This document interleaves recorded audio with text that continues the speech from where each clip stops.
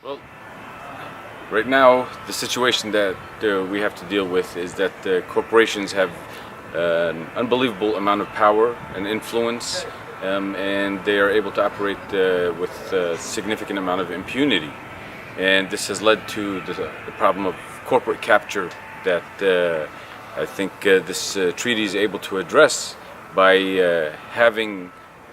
binding obligations that can be enforced by states on corporations and their activities in order to rein in that impunity.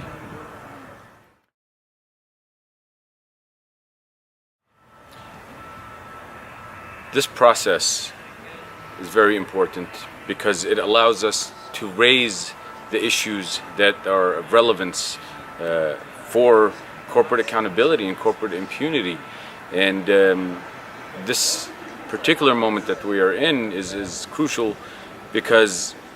the momentum that has been developed building off of the guiding principles and them establishing basically a foundation for which we can address the gaps that exist that are recognized within the guiding principles.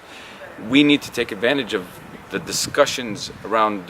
business and human rights and move forward in this process to have it come to fruition and have a tangible, substantive document that addresses corporate impunity and shows corporations where they have to be held responsible and allow the victims to seek redress within such a mechanism.